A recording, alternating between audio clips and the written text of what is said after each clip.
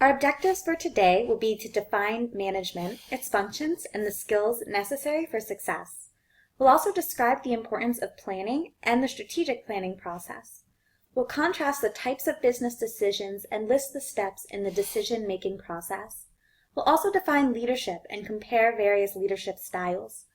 Finally, we'll discuss the meaning and importance of corporate culture.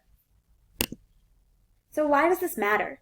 When you have a bad experience at a business, you want to speak to the manager because the manager has the responsibility and the authority to resolve the problem, or at least try to. But managers do more than just listen to customers complain.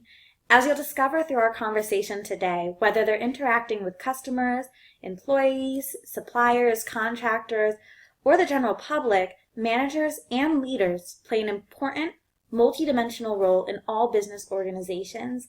They're wearing a lot of hats, and especially with those small businesses we've spoken about a lot in this course, sometimes they have to work in a lot of different functions and areas, and there's a lot of responsibility and time commitment that accompany that. So let's talk about management, its functions, and the skills necessary for success. Management's the process of achieving organizational objectives using people and resources in a strategic way. It's about how you utilize your resources to find productivity and effective work in your firm. Those functions are broken down into 4 key categories. The first is what's known as planning. This is the process of anticipating what might happen in the future and conditions and determining courses of actions to achieve objectives of the firm. That has to do a bit with finding out what the priorities of the firm are at that time to focus resources into. What are some of the most important areas of work that need those resources? So for example, you might have a customer service issue which is causing you to lose customers. A poor performance of your employees, bad experiences in the store as a result, could lead to bad customer satisfaction, which causes people to leave the firm and a poor reputation. Okay? To fix that, you might focus your resources into some training, development, to try to improve the customer service experience, rather than focusing those resources on hiring new employees at that moment. You have to kind of balance what the company needs are with what the resources you have might be, and there's some planning involved in that. Another great example is attrition. How many people are leaving the firm each year on average? And if 10 people each year leave on average voluntarily or are let go or terminated, then it's important for you to know that 10%, if it's 10 people, there's 100 people at the firm, you're planning to hire 10 more people each year to keep that level of resource up. So it's important to be aware of some of the circumstances of your firm, to predict how those circumstances might be changing, and to be preparing for those changes. That will also require some organization. So looking at the human resources that you have, the employees you have working with you, and the materials you have, and creating a formal structure of authority. Okay, who's going to be in charge of the employees and how many people will they be supervising, and in what key areas to have the most efficient organizational structure for the firm. Controlling is another key area. I don't love that word, but it's focusing on this idea of an organization's performance, evaluating it and trying to strategically improve it. So looking at performance standards, sometimes they call these KPIs or key performance indicators, monitoring that actual performance and comparing it against established standards or benchmarking against similar firms. When you see that there's a weak area, there's a gap, taking corrective action if that's required. Okay, so if you want to be performing at a certain sales level and the company is not reaching those revenue targets, you might need to increase your marketing practices and give some more money into marketing to help spread more awareness about the company. The last area is what's known as directing or leading. This is about guiding and motivating employees to really accomplish those objectives that you've been planning for and providing resources for and organizing for. Leadership's different from management in that a leader is really providing that extra motivation to help people want to achieve those goals. So a manager really is focusing on how to leverage the resources the company has using these categories we're talking about now. Whereas a leader may be a manager, but also goes a step further and provides this motivation to encourage employees to get the job done. That means some managers may be considered leaders, but not all of them will be. So you can absolutely be a manager and be not so great at your job and possibly not be considered a leader. Ideally, you'd want to be both. So what are some of the skills that are important to being a manager? At every level in the management hierarchy, there has to be these 3 basic categories of skills that a manager possesses, which include technical skills, conceptual skills, and then human people skills. Looking at technical skills, this is a manager's ability to understand and use some of the techniques and knowledge and the tools and equipment in that specific field. So having experience and an understanding of the subject matter that you're working with, that helps you to lead by example for your employees. Having that knowledge base can help you to provide additional insights to the company.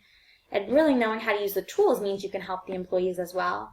For example, as a manager at AT&T, it was helpful that I was familiar not only with our products, but also with our systems we used for what we call POS, point of sales. And when a customer was being rung up and paying money to receive a phone, that I was able to help them with that equipment. I was used to that software and knew about that software. I also was able to provide additional insights about the products as I had some of that knowledge and capability, and then also being able to share some sales techniques with them. To help provide some best practices. Again, it allows you to help lead by example and helps you provide a better customer experience. So technical skills is one big key category for a successful manager. Conceptual skills are important as well. This is not about just seeing the day-to-day what matters at the firm, but really as a whole. Looking at your part of the firm and the firm as a whole and the priorities of the firm as a whole, and really kind of integrating that vision to look at how they interact together in the future of the organization. So being able to see that conceptual skill set, being able to see more than just your day-to-day in an organization is a big deal. Okay, thinking about something like on a day-to-day basis, if I print every email, maybe there's a minimal cost for printing from my part of the firm, and that's not a big deal. But if it's not just my part of the firm, if all parts of the firm are printing every email instead of just leaving it in the computer, we're wasting more paper, more ink, more resources, and at a higher level, we could save the company a lot of money by simply asking people not to print out emails unless it's absolutely necessary. So you want to think about ideas that you might have and think about not only how they have consequences for your part of an organization, but the organization as a whole as well. I think this last set of skills is really the most important and the one many executive level managers and managers right down at the front line with the customers are talking about the most. It's these interpersonal skills, and that's why you'll find communication and those interpersonal skills are some of the most important to recruiters in the workplace. Having to deal with people, this is a big part of management, leveraging your resources. These are one of your biggest expenses, so making your people more productive and better at their jobs, more efficient, more effective, really making better use of your resources is a huge part of being a manager. Every person is unique, they have different personalities, different ways of working, and it can be difficult to manage all of that. Now that would be what I would call a pain point for many managers is, finding the right people and then training them well and making them more productive once you have them. And that's something you're constantly handling, as well as issues arising.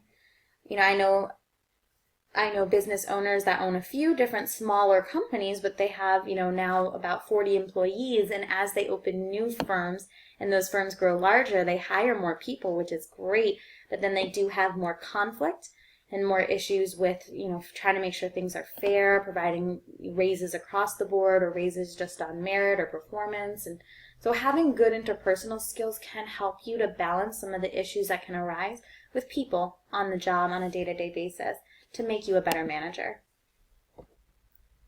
So let's talk about some of the different types of managers. There are 2 assumptions managers make about employees based on this research by a psychologist named Douglas McGregor. And you will hear these concepts in the field. People will refer to a manager more as theory X or theory Y, so it's good to be familiar with these foundational concepts in terms of what type of management style someone may have. Now, theory X managers assume employees do not like work and that they want to avoid it whenever possible. So you kind of have to coerce them to do their jobs.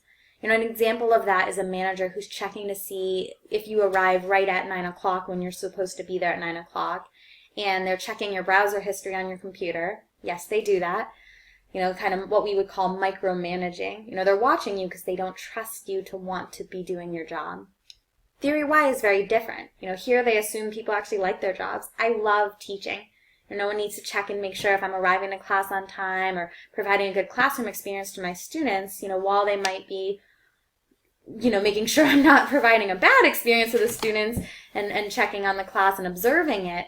They're not going to worry that I'm, skipping class or not not being a good professor to the students as to my best of my ability because I like what I do. So I have that intrinsic motivation.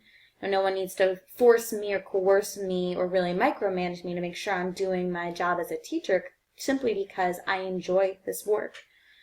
So they're not going to check to make sure I'm there at 9 a.m. They're going to trust that I will be. Okay, it's a little bit more of that empowerment. Now, someone isn't necessarily either Theory X or a Theory Y manager, and that's it. It can change depending on the employee. A lot of people start with this Theory Y style, trusting that the employee wants to be there, and then when they've missed work multiple times or they've showed up late multiple times, at that point, they may start using more of a Theory X management style because it requires it. Let's talk about some of the importance of planning as another key category of being a manager. This is a big process. It turns the vision of the firm into a reality, and it takes place at every level of the organization. The idea is to try to take the mission, the heart of the organization, and build the objectives towards obtaining that mission all the way down to the daily operations in a business. That involves what we call strategic planning. Okay, here you're going to identify any types of actions that might be required to help make improvements in the company. Then you're going to look and do an assessment. We're going to look at current and future competitive positions of the company. This might be where SWOT analysis comes in handy. You want to benchmark yourself compared to some of the competitors in the industry and see where there might be weaknesses. What's the company doing well and should continue to do, and where are there gaps where we need to take corrective action to improve that performance. To do that, you kind of need to look at the organizational direction, looking at the heart of the organization, the vision for the organization, and what's important. Is it about improving productivity of the workforce? Is it about a better customer experience? Is it better products? What's important for the organization today? Finally, there's a strategy to that.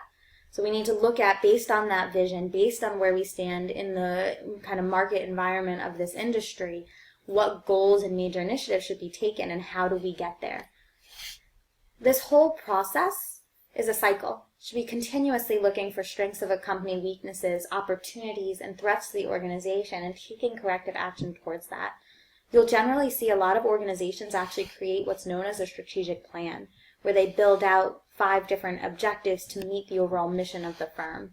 In Montgomery College, for instance, we have what's called the 2020 plan for us, where we have 6 objectives focusing on things like student success and students completing our programs to try to meet our mission, trying to help our students. So all of that means that you need to think at a day-to-day level as well as, as a whole for the organization, what makes sense. And sometimes it's about an executive kind of reassessing what the strategic process should be and what the plan is based on the mission, or they might need to reevaluate their mission as well. As the company grows from being smaller to a larger organization, some of those priorities might expand or change significantly now that they've had some experience in the field. So strategic planning is a big process. It has to do with some of those SMART goals we talked about, looking first at the organization as a whole, what the mission is, where they stand compared to others in the industry, and building goals all the way down the pipeline to the bottom level of the firm, to the day-to-day interactions of those employees to make sure that everybody's objectives align with the organization's. Now, another big area for a manager is decision making. And I always think this is interesting to talk about because it seems so simple. Do I want to go out to eat today? Yes. It's a simple, easy decision. As a manager, it's not always as easy. Making a decision whether to hire someone, who to hire, that's a big deal. It's a big cost to the organization, and one person can really make a big difference in a positive or a negative way. There's some big decisions being made, and as a manager, a lot of responsibility then falls on you. I've seen a lot of executives actually have a hard time with this. It's something they kind of avoid. Deciding who to work on a project even can be difficult. And so by avoiding the decision, they avoid the responsibility. So decision making is a big process and a skill that a manager needs to possess and work on. This is how we recognize a problem or an opportunity and look at solutions and select the right way to move forward. Unfortunately, when you make that decision, sometimes it's not right. So another big area for a manager is, assessing the results of a decision and really being honest about whether or not that decision made sense. Yes, we decided to expand our hours. One of the restaurants I helped manage, we decided to expand our hours and provide some late night kind of party, have the bar open later to take advantage of the space and try to bring in more revenue. That was a decision that the managers made together, but there's consequences of that. Looking at the results, was the revenue enough to make it really worth it? There was a lot of risk involved with people drinking late night in that environment. There had to be more staff on later. And really you want to value, is it worth it? Are people using it? And it might be that sounded like a great idea, but being honest and saying maybe this didn't work out is a big part of that decision-making process as well. Now there are two types of decisions that you'll see our textbook speaks to. One is what's known as a program decision. This is going to be a little easier to make. Just like going out to eat, instead of making dinner at home, this is something more simple. It's a common problem with a predetermined solution. So something like, should we order our inventory for the store today or tomorrow? Generally we order on Tuesdays. Should we order on Tuesdays continuously? Yeah, because that's been what's working. That's not going to take a lot of effort to make the decision. It's something less complex. Now, a non-program decision is going to be more complex. It's a unique problem. It could be an opportunity. Something like, should we create another store in a new location? And here there's going to be a higher level of risk, more consequences, so it does take more planning in terms of the decision-making process. It's a bigger decision. So here are some steps you can take in your decision-making process. You want to think about what the problem or opportunity might be, and then think about some possible solutions. Here you don't want to just jump into one solution really quickly. You want to think about all of the ones available to you and kind of weigh out what could be the best fit. Hopefully you'll find what you believe is the best fit based on logical, reasoning, and you'll decide to implement that specific solution. And then again, it's really important to reassess and make sure that that really was the right way forward. Being honest with yourself. Yes, it's your decision, but knowing when you've made a mistake and perhaps choosing a new course of action depending on the results.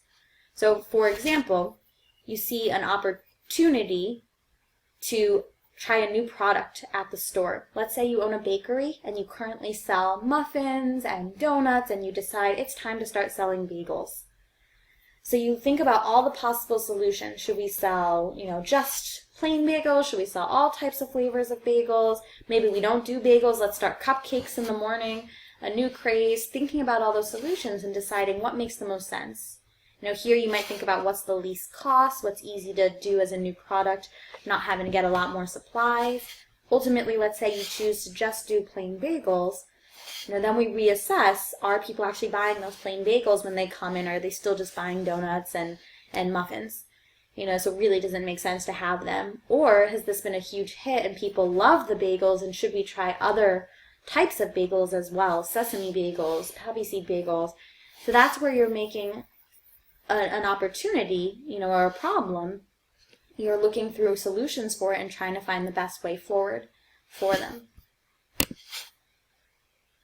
Now, leadership, as I mentioned before, is distinct from management. It's not about just how you leverage or utilize your resources. This is about the ability to actually motivate, inspire people to reach those goals. Now, please don't mix up the management styles we talked about in terms of theory X management, more of that micromanagement, and theory Y, where you're trusting your employees that they like their job. That's going to be different than these leadership styles we're talking about now. There are 3 leadership styles. The first is what's known as autocratic leadership. Here you make a decision without consulting employees. So for example, you decide what the schedule will be without checking. I decide that I'm going to give Mary and Sue, Saturdays and Sundays they have to work, and the other employees will work the weekdays, and come to find for Mary and Sue, the weekends are really the worst fit. I just didn't talk to them about it. So you want to be careful with this autocratic style. Managing without talking to the employees can have some negative consequences. Sometimes just having a conversation or allowing employees to participate more could help to make a decision that fits their needs better, and you can still have that win-win and meet the organization's needs as well. So that can be what's known as a democratic leadership approach. Here we're involving employees in the decision-making process. And that might mean delegating assignments and asking employees for suggestions, and that leads to this term known as empowerment. Giving employees authority and responsibility to make some decisions. Okay, and that can be about their traditional work and not always having to come to you to ask if it's okay. So for example, you might say, you have the discretion to give a customer a 10% discount or a free product, if they're having a poor customer experience. That way they can say, you know what, I know that this took too long today. We're going to knock 10% off the price of that. And they're empowered to say that without having to go check with you. It provides a better customer service experience, and it can make them feel like they have more power and then therefore more excited to help the customer. And you could also say something like, hey, I need everybody to work, Monday through Sunday, and here's the hours and here's the time slots. You go ahead and work on the schedule. Try to sign up for the slots that make sense based on your needs, and empower the employees to make a schedule that fits for all of them. That can have its difficulties, but it can also lead to a schedule that fits better for everyone, which makes everyone happier with the arrangement. Maybe I need to go drop off my child in the morning, so it's hard for me to do the morning shift, but you wouldn't have known that unless you asked. And so doing this democratic style for the schedule could make sure that I am able to, have some balance between my needs for my life stuff, like dropping off a child, when it's just as easy for Mary or Sue to come in a little earlier than me. So empowering your employees can be a positive thing if it's the right employees. Now, similar to democratic leadership is what's known as free rein leadership. Here we're leaving most of the decisions to the employees. That means there's very minimal supervision. The example you see on the screen, letting people work from home and telling them, hey, I need this report by Friday, and not telling them how many hours they need to work or where they need to work to do it, simply the outcome, getting that report from them. So this can be a good thing, again, depending on the employee. Some people need more structure. You'll find them procrastinating or being unsure about the task at hand if they have this type of free rein where they do have so much ability to do the job as they please. So you want to think about what leadership style works best for your workers and for your needs as well as a leader. Here's a quick video clip of these. Check out my man getting his leadership on. First, he hits him with a little preparation. Are there any more questions about evolving treatment therapies? Next, inspiration. Now, I just want you to know you guys all have the potential to be amazing doctors. And finally, a dose of fear. Okay, I'll see you guys. Okay, fear might need a little work, but otherwise, Smurf-tastic. That's how I Smurf, baby. So as you saw in that video, we got to see a little illustration of some of the leadership styles on the screen. Hopefully you saw this was most intact with what's known as autocratic leadership. When he's screaming at them, trying to introduce that fear, that's more autocratic. Instead, if he was talking with them, asking for their opinions, getting more insight from them, that would be more democratic. By giving them some decision-making ability and involving them in the decision, they can feel more attached to it, which can motivate them more to work towards it. That type of empowerment can be a really strong tool. For example, if you have someone come in with a complaint into your office as a manager and hopefully beyond that as a leader, you can ask them, how would you resolve this matter? And that gives them the opportunity to think through the issue and find a solution they think is reasonable. By giving them the chance to have some conversation about that and bring up the idea on their own, they're going to feel more attached to it and hopefully then be more excited about implementing it. So that can be a good example of autocratic we saw there, democratic. In this clip we saw, if they weren't checking on the patients and making sure that the nurses and the doctors were doing a good job with the patients, that's going to be more free rein. If they're not watching and observing them, minimal supervision, and that can be okay as long as they're strong doctors, strong nurses, and they don't need that structure. So you want to be careful about when you're utilizing that leadership style. Now we're going to talk about corporate culture. This focuses on an organization's shared beliefs and its values, and that can vary from firm to firm. Some companies might be really excited about innovation and risk-taking, whereas others might want to focus more on stability, keeping things going that work well, continuing to have them go in the same way. A weak corporate culture, or one that shifts often, has a lack of clear purpose, can lead to issues with your employees. Now, corporate culture is so varying from firm to firm that it's important for you to know what is the right company culture for you. When you're interviewing with a firm or you're interviewing employees, it's important to describe the company culture or to ask about it. And if you're interviewing for a new job, ask them, what is the culture like here? And hopefully they'll give you a description that sounds like a good fit for you. If it's not, you might want to leave. For example, when I was interviewing with Deloitte Consulting, they were very clear that it was an entrepreneurial culture. It was up or out. You wanted to join that firm and grow with the firm, or you were going to be removed from the firm. So if that doesn't fit well for you, if you're not someone who, as we've talked about before, likes risk and really can, be that type of entrepreneur, trying to grow, trying to find innovative ways to grow the company, it might not be the best fit for you. So it's important to, when you're interviewing someone or when you're interviewing, to have that conversation about what the culture is like, because those values make such a difference in what your day-to-day might look like in a firm. Now, I want to talk to you about some examples of what that can look like then. Some of the big ones that we talk about when we talk about company culture, to look at some best practices, are at Google and Netflix. So I want to show you some examples of those and try to think about some others, places where you've worked or other companies that you've seen as a customer, and how you would describe their company culture. Not just the things you see, but some of the beliefs and values might be important to them. We're going to take a look first at Google. We talked before about how they're a best place to work. So they often are studied in terms of corporate culture because they focus so much on how to improve workplace conditions to improve productivity for their employees. Let's take a deeper look.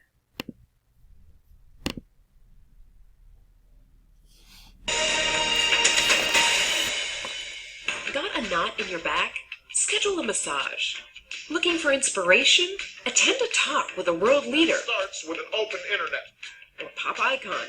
The most important thing, I think, with creativity is that you honor your creativity. Free gourmet meals and shuttle rides aren't unheard of in Silicon Valley. But why does Google go above and beyond? Now that I've been spending a little bit of time here at the Googleplex, soaking up the corporate culture, chatting with Googlers, I'm starting to pick up on a trend.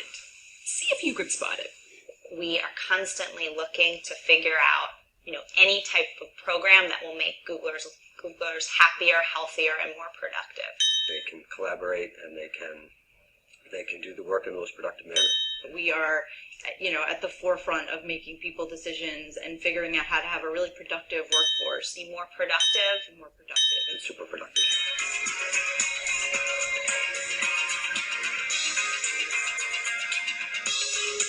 In the last 14 years, Google has gone from 2 employees to over 32,000, making it tough to preserve its nimble and industrious startup days.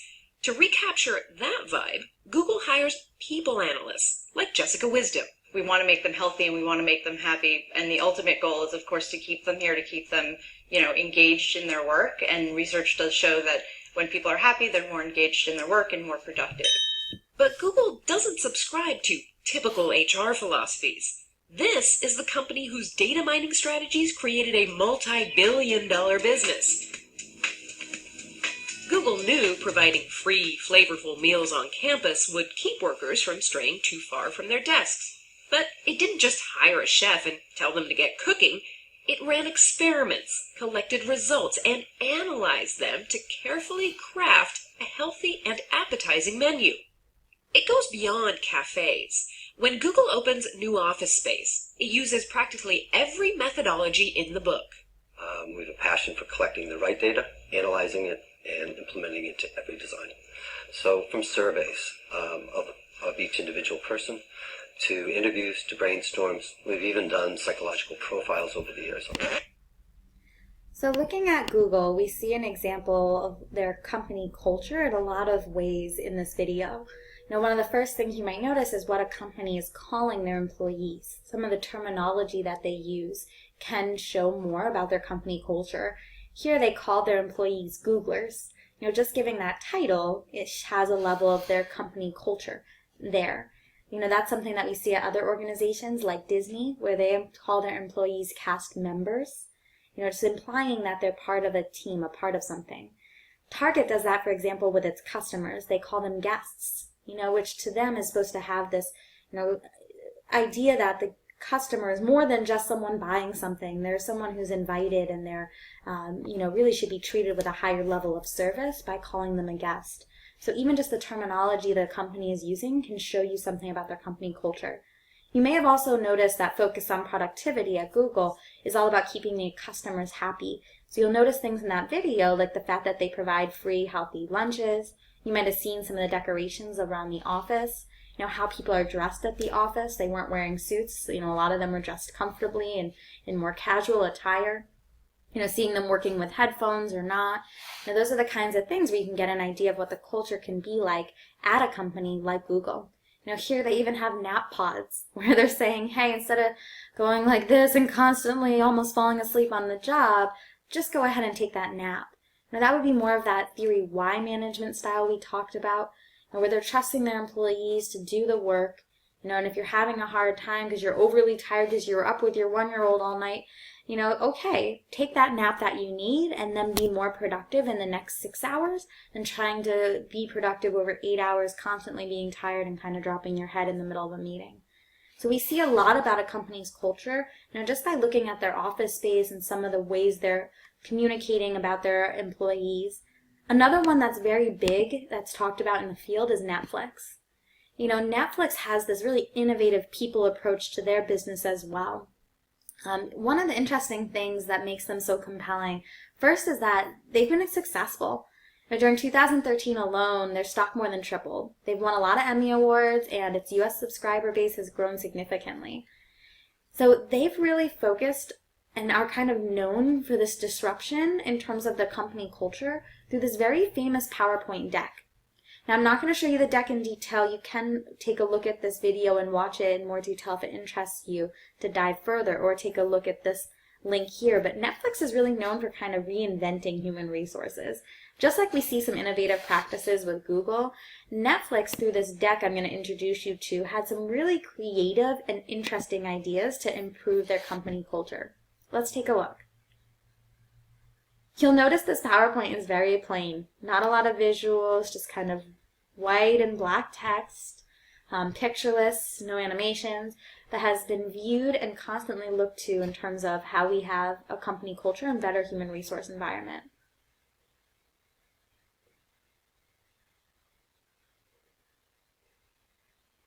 So you can see it's very highly regarded.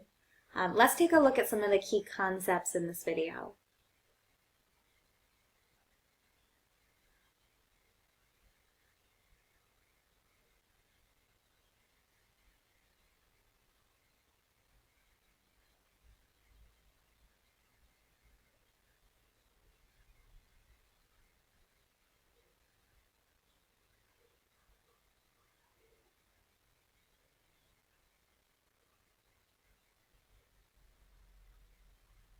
So as it mentions here, it wasn't about the presentation itself, it was about the ideas behind it.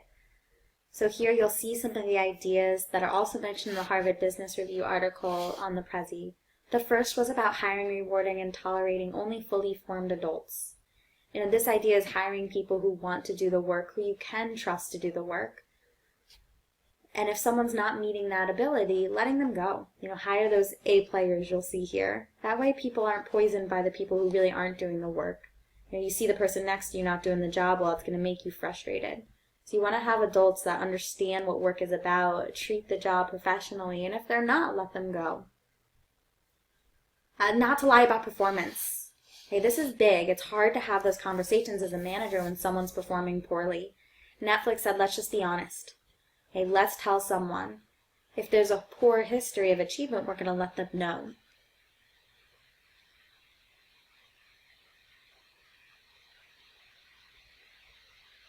So you see here this idea of starting, stopping, or continuing a conduct and trying to get more evaluation from the firm as a whole. The job of the manager to make great teams, recruit the right people, find people that complement each other well with their skill sets. The other big idea here, company culture, is the leader's job. So it's a big job. And talking about some of the issues about company culture.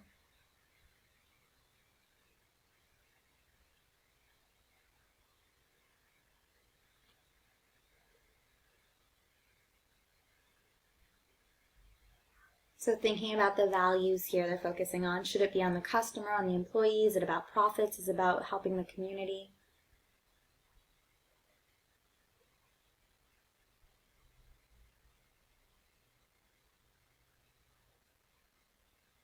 And how to get people to work together in a way that helps improve the company as a whole.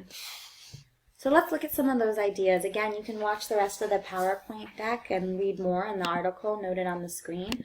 I'm going to go back here so we can look a little bit more at the ideas behind this.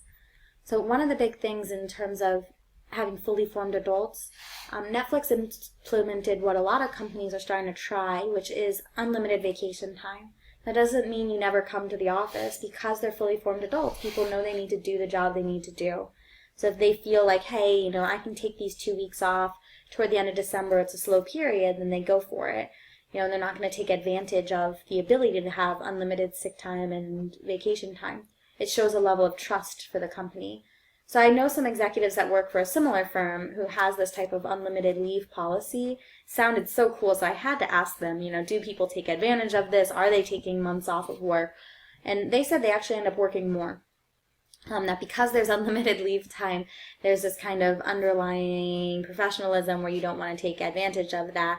So people actually do limit their vacation time. So it's interesting to see how that played out. So those are some of the ideas that Netflix is using and other companies are using as part of their company culture.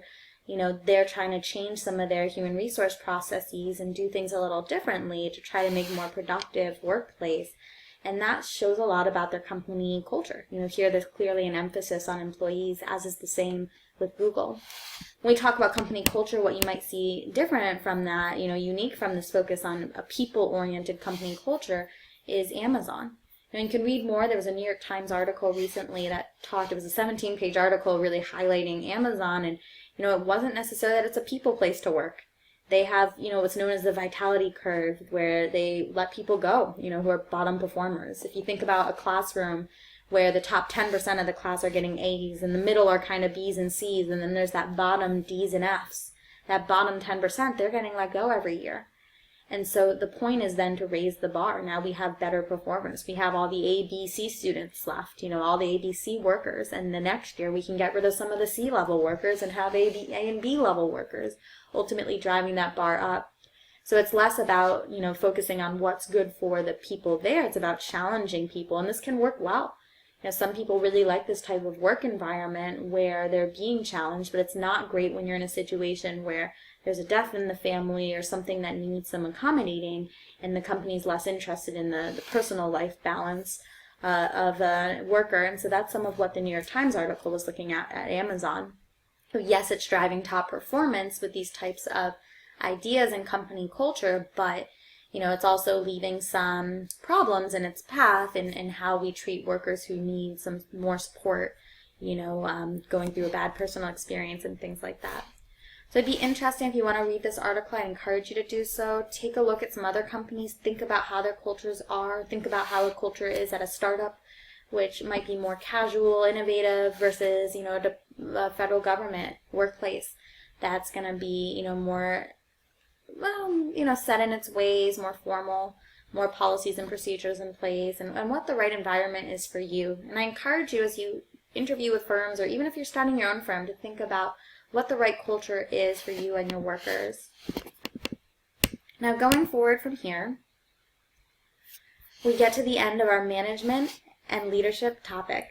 I'm jumping over into the learning module for management and leadership, because a big part of learning about managers and leaders are looking at the industries that you're interested in and some of the top players and best practices. And also looking at leaders, best practices as a whole among the business field, and gaining some of those ideas and figuring out what works best for your style, your needs, and your firm's needs. So you may be interested in this TED Talk This is something, again, not required, but it's a video that talks about how leaders inspire action. And of course, not every leadership practice will work in every type of firm. You want to think about what works best given the environment you're working in. The other thing I want you to think about is, how do we motivate workers? We'll talk about that more in our human resource management overview. There's some motivational theory, and we'll talk about some best practices. I like to also share this motivational talk. So a lot of leaders, have ways, different methods for inspiring employees. This particular talk from Randy Bosch was really interesting. It was this last lecture thing they do at Carnegie Mellon, and he's interesting because he was, facing, unfortunately, his death. And so he's giving this last lecture, and it's really his last lecture. So it ended up being more of a life lesson and really more for his children, which inspired a book and this clip that you can watch on YouTube. This is a shorter version. There's others out there that are much longer, but you'll see some interesting ways that this clip can inspire you in your life and in the job. He has some really good values he speaks to and some examples he likes to share. So I encourage you to watch that and to share it with others. You want to think about what motivates you. What motivates you to be working in this class right now or working towards your degree? Is it to get a new career? Is it to set a good example for another child in your family? What is it that's driving you? Think about that and think about the best practices other managers have utilized around you and other great leaders. Research great leaders in the field, and then implement that when you become a manager or leader so you can do the same. For example, I know some people who have had really bad managers, and people don't just usually leave the job, they leave the manager. It's hard to work for someone who's not great at their job. And that sounds crazy, because why would they hire a bad manager? But a lot of people get in those management roles simply based on what we talked about, those technical skills, that knowledge base. They've been with the firm a while, they're moving up with the firm, they have the knowledge base, but that certainly doesn't mean they have leadership skills, great best practices, or that they have really any business acumen beyond just having that experience that they've had in the history of the firm.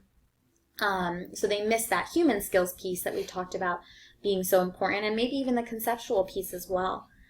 And so not all managers will be great leaders. You want to think about what will make you a great leader, what types of practices you want to utilize, based on some of the management skills we talked about to leverage your resources and how to inspire and motivate. So get inspired yourself and then re-implement that in your own leadership fashion. If something inspires you, try to share it. So for example, it can be something simple. A lot of managers use food. And I've worked with Target executives who just give out candy bars when someone does something great to give some positive feedback. When I worked at AT&T as a manager, our hard days were the weekend. So I'd bake something like brownies or cookies to show that I appreciated that extra effort it was going to take that day for my workers. So it can be something that small.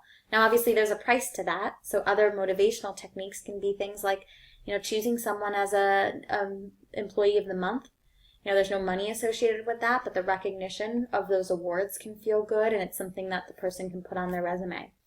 So you want to keep an eye out for those types of best practices and think about what works for you, what might work for others, and start kind of keeping a toolbox of those. Again, I encourage you to look at other great leaders and to think about some of the tools they use that you could hopefully implement when you become one as well. I hope you enjoyed learning more about management and leadership. Thank you.